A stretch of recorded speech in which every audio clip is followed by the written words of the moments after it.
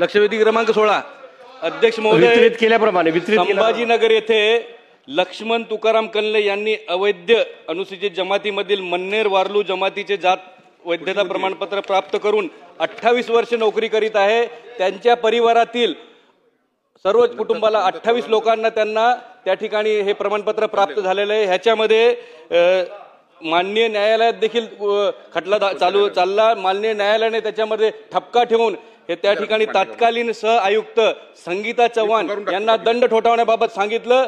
याबद्दल रेकॉर्डवरती चौकशी समितीच्या रेकॉर्डवरती त्यांची मूळ जात मराठा जात असल्याचे कागदपत्रांमध्ये नमूद असताना यांनी ती नोटीस रद्द करून त्यांना पुन्हा ते कंटिन्यू केलं, म्हणून माननीय न्यायालयाने यांना ते दंड ठोठावण्याबाबत आदेश केलेले आहे। त्याबद्दल अद्यापपर्यंत कुठलीही कारवाई नाही। माझी तात्काळ मागणी आहे आपल्या माध्यमातून मंत्री महोदयांकडे त्यांना तात्काळ निलंबित करावं आणि त्यांच्यावर गुन्हा देखील दाखल करावा आणि इतर त्यांनी जात प्रमाणपत्र वैध अदा केलेले ते देखील त्याची देखील सखोल चौकशी व्हावी अशी माझी मागणी आहे। अध्यक्ष महोदय तात्काळ त्यांना निलंबित करावं।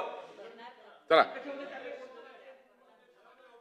मंत्री महोदय तात्काळ निलंबित करतील का आणि गुन्हा दाखल करतील का? बोला थोडक्यात मांडा। अध्यक्ष महोदय, माझी अर्थसंकल्पीय अधिवेशनामध्ये लक्षवेधी क्रमांक 2543 हे 20 मार्चला लागलेली होती। याच्यावर प्रश्न विचारा थोडक्यात। ज्या पद्धतीनं उत्तर देण्यात आलं ते समाधानकारक उत्तर नसल्यामुळे तत्कालीन सहआयुक्त संगीता चव्हाण यांना निलंबित करण्यात यावं अशी मी मागणी करतो आहे।